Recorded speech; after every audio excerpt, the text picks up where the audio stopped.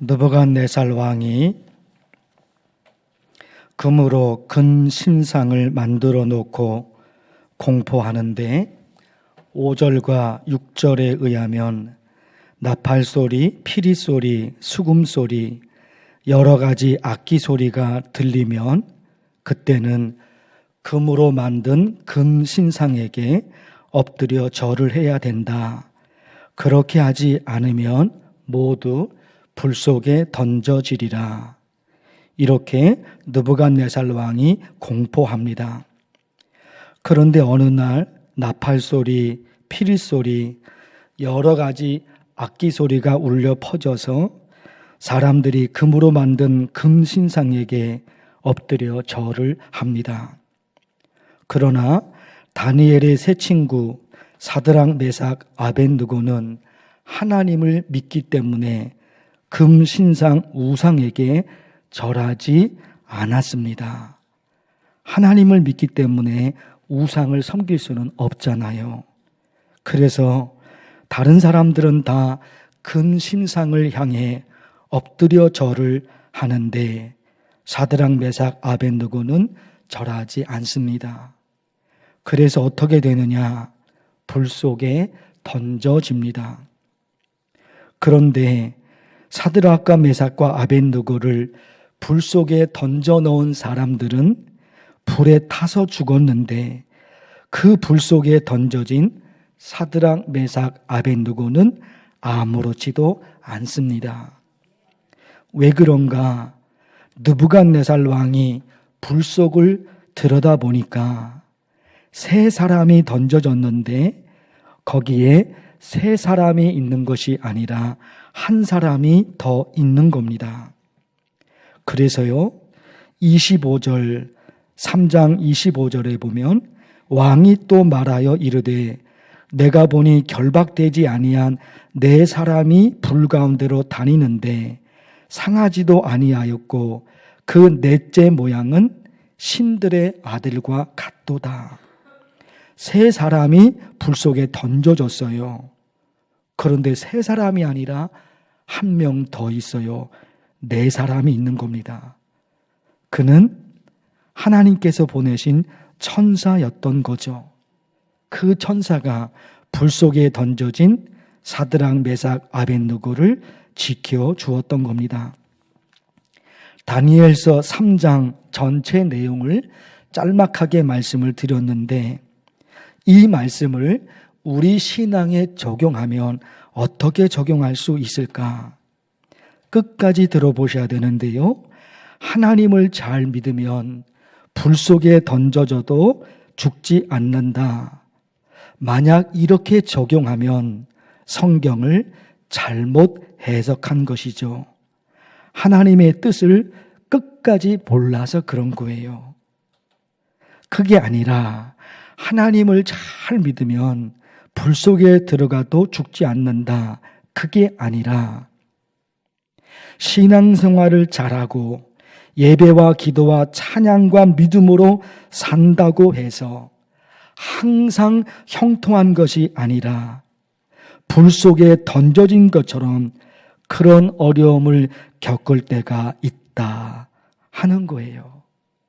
사드락, 메삭, 아벳느고 하나님을 잘 믿었잖아요. 그런데 불 속에 던져지는 어려움을 겪는다 말입니다. 그래요. 하나님을 정말로 누구보다도 잘 믿어도 항상 형통한 것이 아니라 어려움을 겪을 때가 있어요. 이런 경우에는 어떤 신앙으로 살아야 할까? 잘못이 없어요. 내게는 아무 잘못이 없어요. 하나님을 신실하게 믿고 있는 거예요. 그런데 어려움이 있다 말입니다. 이런 경우에는 어떤 신앙으로 살아야 할까? 베드로전서 2장에 보시면 이런 말씀이 있어요. 부당하게 고난을 받아도 하나님을 생각함으로 슬픔을 참으면, 앞부분이 참 이해가 안 되죠? 부당하게 고난을 받아요. 부당하게 고난을 받는다는 것은 그 얘기가 뭘까요? 잘못이 없는데 고난을 당하는 거예요. 그래서 부당한 거예요. 잘못이 있어서 어떤 어려움을 겪으면 내 잘못이니까 그렇다 치죠. 아무 잘못이 없는데 내가 어려움을 겪어요. 이게 부당하다 말입니다. 그런데 있잖아요. 살다 보면 현실 세계에는 이럴 때가 있는 거예요. 아무 잘못이 없는데 어려움을 당할 때가 있어요. 현실 세계에. 이럴 때 어떻게 하면 좋을까? 그 말씀에 있죠. 부당하게 고난을 받아도 뭐합니까? 하나님을 생각함으로. 그럴 때는 하나님을 생각하라는 거예요. 왜 그럴까요? 하나님은 아시니까. 내게 잘못이 없음을 사람들은 몰라도 하나님은 아시잖아요. 하나님은 아시잖아요.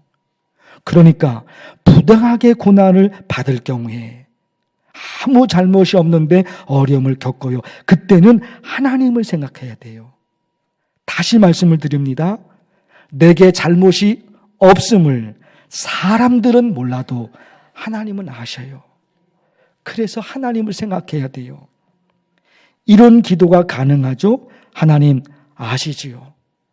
내게는 아무 잘못이 없음을 하나님 아시죠.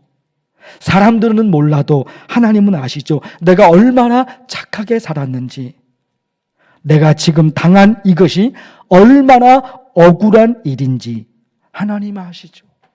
억울해요. 아무 잘못이 없는데 어려움을 겪으니까 억울하다 말입니다. 이 억울한 마음을 하나님이 아시죠. 이 억울함에서 벗어나도록 나를 도와주세요.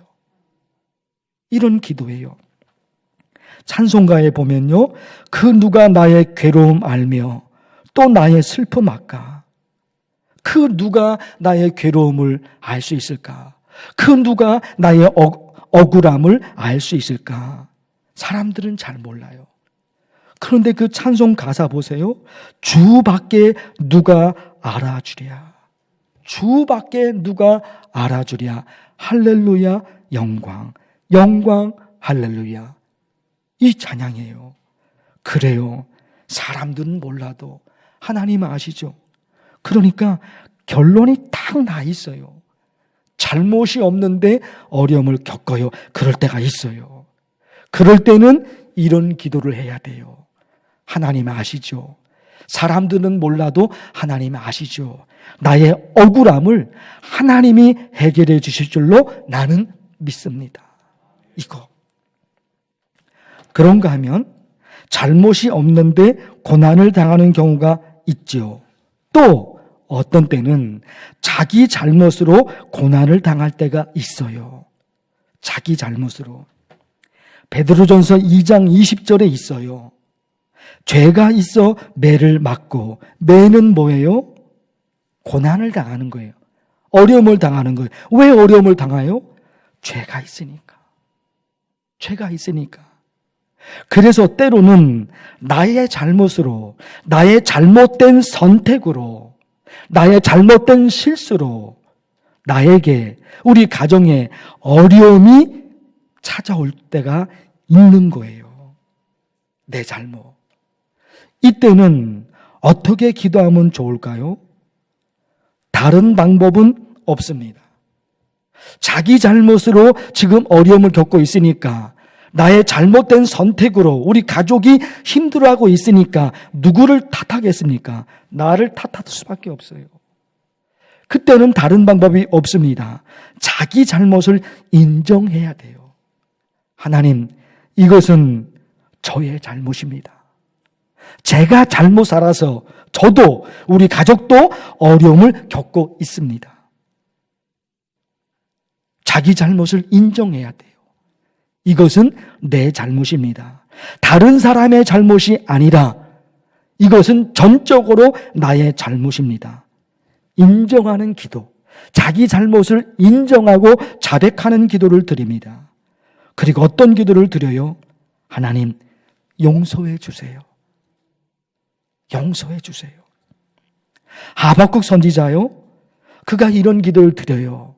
하박국 선지자가 진노 중에라도 긍휼을 잊지 마옵소서. 진노 중에라도 긍휼을 잊지 마옵소서. 진노를 받을 수밖에 없어요. 자기의 잘못과 민족의 잘못으로 진노를 받을 수밖에 없어요. 그런데 하나님의 진노를 받으면 어떻게 사냐 말이에요. 내 잘못으로, 민족의 잘못으로 우리 민족이 어려움을 겪고 있어요. 하박국이 그런 거예요. 자기의 잘못과 민족의 잘못으로 그 국가가 어려움을 겪고 있단 말입니다. 그래서 먼저 인정하죠. 내 잘못, 우리의 잘못입니다. 그런데 하나님의 진노를 받으면 어떻게 사냐 말이에요. 다른 방법이 없는 거예요. 불쌍히 여기소서. 그래요. 제가 잘못 살았기 때문에 저의 잘못으로 우리 가족이 이렇게 힘들어하고 있습니다. 그러나 하나님 할 수만 있으시다면 진노 중에라도 불쌍히 여기소서. 그거예요. 그런가 하면 베드로전서에 이런 말씀도 있어요. 선을 행함으로 고난을 받고. 이건 또 뭐예요? 착하게 산 거예요. 선한 일을 적극적으로 한 거예요. 가만히 있는 것이 아니라 잘 살아보려고. 그 잘 산다는 것이 부자를 의미하는 것이 아니라 하나님께서 원하시는 삶을 정말로 잘 살아보려고. 그래서 착하게 삽니다. 그리고 선을 행합니다. 많은 사람들을 도와주고 많은 사람들을 구제하고 선을 행해요. 선한 일을 행하면 하나님이 더 큰 복을 주셔야 되죠. 가만히 있는 게 아니라 적극적으로 나서서 누군가를 돕고 있으니까 하나님도 적극적으로 나셔서 더 많은 축복을 그 사람에게 줘야 되죠. 그런데 선한 일을 행했는데 고난을 받는 거예요. 이때는 어떻게 하면 좋을까? 말씀에 답이 있는 거예요. 선을 행함으로 고난을 받고 그 다음에 뭐예요? 참는 거예요. 참는 게 뭐예요? 그 일을 또 하는 거예요. 마라톤 선수가 생각이 나요. 마라톤 선수가 달립니다. 얼마나 힘들까요? 너무너무 힘들어요. 그래도 참아요. 그때 참는 게 뭐예요? 달리기를 포기하는 것이 아니라 계속 달리는 거예요. 그게 참는 거예요. 포기하는 게 아니에요. 그 마라톤 얼마나 힘들겠습니까? 포기하고 싶은 거예요. 그래도 참아요. 참고 끝까지 달립니다. 선한 일을 했는데, 착하게 살았는데 어려움을 겪잖아요. 거기서 그 선한 일을 멈추는 것이 아니라 그것이 하나님이 원하시는 일이니까 그걸 계속 하는 거예요.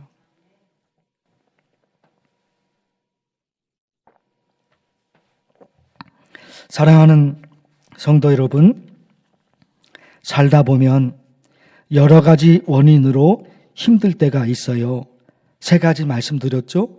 어떤 때는 잘못이 없는데도 어려움을 겪어요. 또 어떤 때는 내 잘못, 내 실수, 나의 잘못된 선택으로 나와 가족이 힘들어져요. 그런가 하면 어떤 때는 착한 일을 했는데, 선한 일을 했는데 그런데 어려움을 겪을 때가 있어요. 이것이 우리의 삶이에요. 이것이 우리가 살아가는 현실입니다. 그러기에 내 능력과 내 힘만으로 살면 안 되는 거예요. 왜냐? 정상적인 상황만 있는 것이 아니라 비정상적인 상황이 있단 말입니다. 이게 있는 거예요.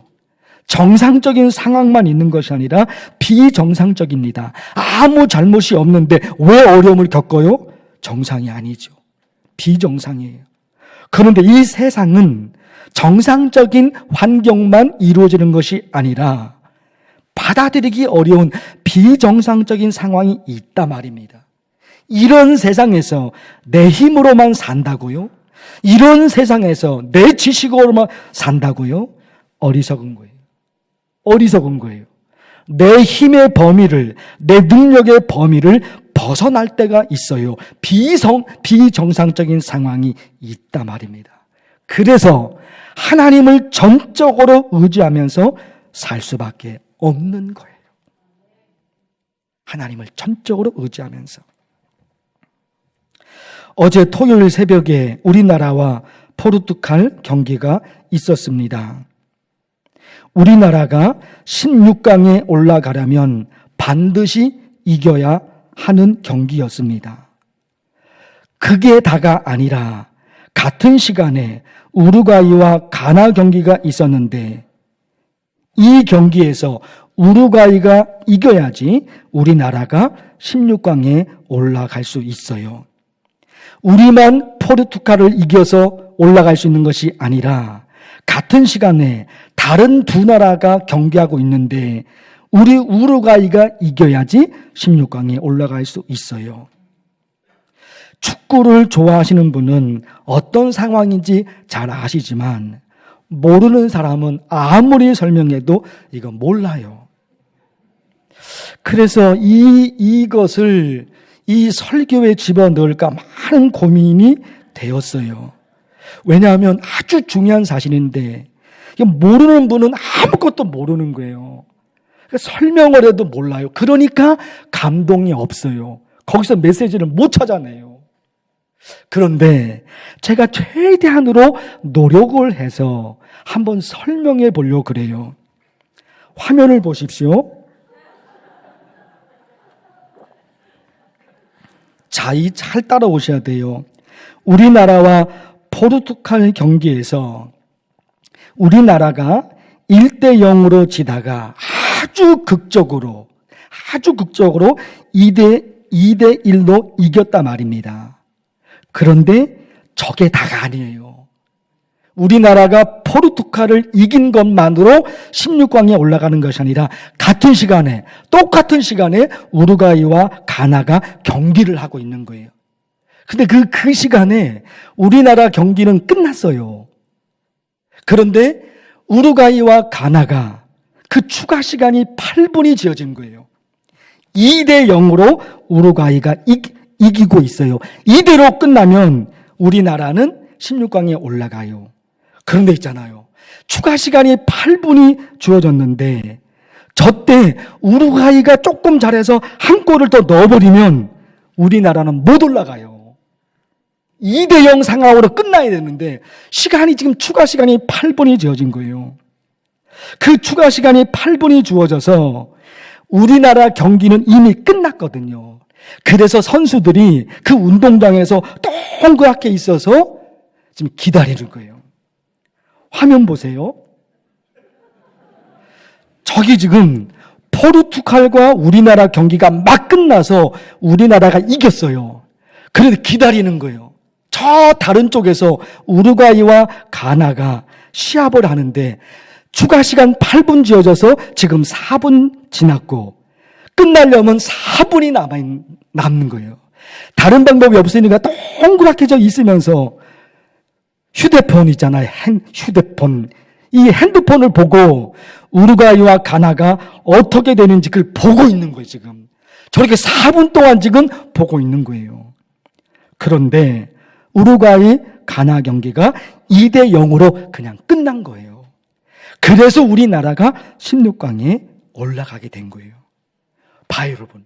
모르는 분들이 모르니까 아무리 설명해도 이게 안 되잖아요.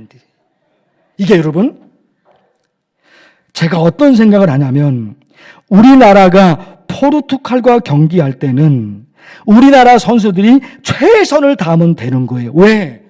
우리나라 선수들이 운동장에서 뛰고 있으니까 우리나라 선수들이 최선을 다하면 되는 거예요. 그러나 우루과이가 가나를 이기는 거는 우리 선수들이 할 수 있는 게 아무것도 없어요. 그냥 기다리는 것밖에 없어요. 기다리는 것밖에. 왜냐하면 우리나라 선수가 뛰는 것이 아니라 우루과이 선수들, 가나 선수들 그들이 뛰는 거잖아요. 그러니까 우루과이와 가나 경기는 우리가 할 수 있는 것이 아무것도 없어요. 그냥 기다리고 있는 걸 바라고만 있는 거예요. 거기 있잖아요. 우리나라가 16강에 올라갈 확률이 9%였어요. 9%. 이게 무슨 얘기입니까? 우리 힘으로 할 수 있는 것은 9%고 나머지 91%는 우리 힘으로 할 수 있는 게 아니라는 거예요. 그게 그런 얘기예요. 우리가 할 수 있는 것은 9%. 그거밖에 없어요. 그때 토요일 상황이 그거밖에 없는 거예요. 9%로만 되는 게 아니에요. 100%가 되는데 나머지 91%는 우리가 할 수 있는 게 없어요. 그냥 91%는 그냥 기다리는 거예요. 다른 방법이 없다 말입니다. 제가 보면서 축구 경기만 지금 말하는 게 아니에요. 내 삶의 모든 영역에서 내 힘만으로 되는 게 아닌 거예요. 그냥 바라보고 기다릴 수밖에 없는, 하늘을 기다릴 수밖에 없는 그런 상황이 우리 삶의 영역에도, 이 축구 경기가 그런 것이 아니라 우리 모든 삶의 영역에서 나는 아무것도 할 수 없는 그때가 있는 거예요. 그때는 정말 하늘을 기다릴 수 없잖아요. 우리는 창조주 하나님을 믿는 사람들이니까, 하늘을 바라보고 기다리죠. 언제쯤이면 하나님이 나를 도와주실까? 언제쯤은 하나님의 역사가 내 삶에 일어날까? 그거 내 힘으로 다 되는 게 아닌 거예요. 우리 삶에는 이런 빈 공간이 우리 삶에는 많은 거예요. 그 빈 공간을 내가 채울 수 있는 것이 아니라 그 빈 공간을 하나님이 채우셔야 되거든요. 하나님이 채우셔야 되는 거예요. 내가 채울 수 없는 공간이 있다 말입니다. 찬양 불러줬죠?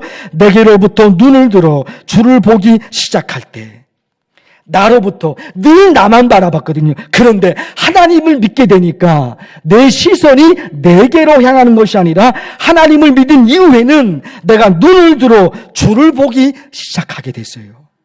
주의 일을 보겠네. 모든 시선을 주님께 드리고 살아계신 하나님을 느낄 때, 모든 시선을 세상에 두는 것이 아니라, 모든 시선을 내게 두는 것이 아니라 내 모든 시선을 하나님을 향해 바라봅니다. 그게 그러거든요. 모든 시선을 주님께 드리고 살아계신 하나님을 느낄 때 내 삶은 주의 역사가 되고 하나님이 일하기 시작하네. 이 마지막 가사, 이 끝에 있는 가사가 참 기가 막히죠. 내 삶은 주의 역사가 되고 하나님이 일하기 시작하네. 나만 해서 될 일이 아니에요, 여러분. 나만 해서 될 일이 아니에요. 하나님이 내 삶에 들어오셔서 하나님이 내 삶에 하나님의 일을 시작하셔야 돼요. 이게 있는 거예요. 마지막으로 한번 보실까요? 이사야 30장 23절. 뒷부분에 뭐예요? 곡식이 풍성하고 기름지게 하실 것이며 그날에 내 가축이 광활한 목장에서 먹을 것이요 논과 밭에 있는 곡식들이 풍성한 열매를 맺는다는 것입니다. 그런데 그 말씀 앞에 조건이 있잖아요. 내가 땅에 뿌린 종자에 주께서 비를 주사. 너가 땅에 뿌린 종자, 아니 내가, 농부가 씨를 뿌리죠. 농부가 열심히 씨를 뿌립니다. 열매를 거두기 위해서. 그게 다냐? 아니라니까요. 주께서 비를 주사. 이게 있는 거예요. 성도 여러분, 정말 현실은 좀 달라요. 어떤 때는 내 잘못으로 어려움을 겪을 때가 있지만 어떤 때는 아무 잘못이 없는데 억울하게 당합니다. 이거 어떻게 합니까? 어떤 때는 정말로 착하게 선한 일을 하는데도 세상이 정상이 아니고 비정상이기 때문에 어려움을 겪을 때가 있는 거예요. 내 힘에, 내 능력의 한계를 벗어날 때가 있습니다. 그게 세상이에요. 그게 현실이에요. 그러기에 우리는 창조주 하나님을 믿으니까 나의 빈 공간을 하나님이 채우시도록 우리 그런 신앙으로 살아가야 돼요. 기도하겠습니다. 하나님 아버지, 하나님의 말씀을 들었습니다. 누구보다도 열심히 살고 있습니다. 누구보다도 하나님께 매달리며 살고 있습니다. 그런데 때로는 내 힘의 범위를 벗어날 때가 얼마나 많은지 답답할 때가 많습니다. 그러기에 더욱더 하나님을 의지하며 살아갑니다. 마침내 하나님께서 내 삶은 주의 역사가 되고 하나님이 일하기 시작하는 그 역사를 보고 싶습니다. 만나교회 성도 가족 모두에게 이 축복을 내리어 주옵소서. 예수님의 이름으로 기도하옵나이다. 아멘.